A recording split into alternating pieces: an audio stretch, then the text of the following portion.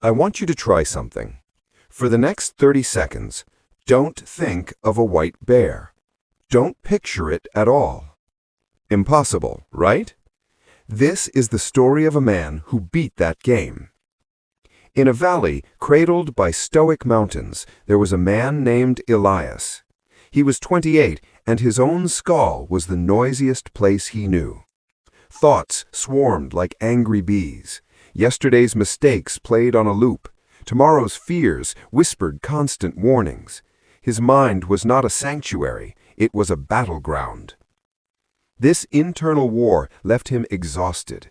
Sleep was elusive. Laughter felt foreign. He was a prisoner behind his own eyes.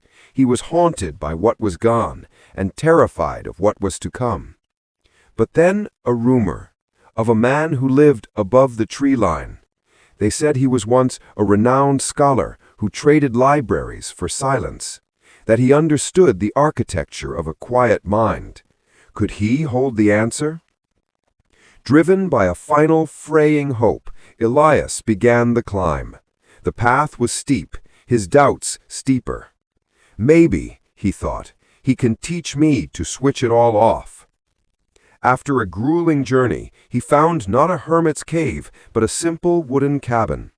On its porch, the man sat in profound stillness. His calm was so tangible, it felt like a force. "Teacher," Elias began, his voice raw, "my thoughts are a riot. I need silence. Can you show me how?" The old man opened his eyes. His gaze was deep and clear. "You wish to still the waters?" he asked. "First, complete an exercise." He led him inside. From a shelf, he took a simple wooden bowl. He filled it with water, pouring until the liquid formed a trembling meniscus, a perfect, fragile dome. One errant breath would break it.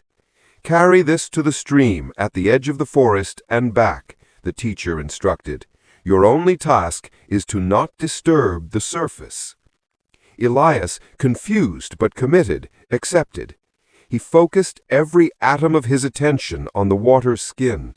The world beyond its rim dissolved. The trail was alive with distractions. Birds called, wind rustled leaves, a branch snapped nearby. But Elias heard nothing. He saw only the reflection of the sky in that bowl, steady with his slow, intentional steps. His entire universe was contained in that circle of wood. He returned, the water unbroken.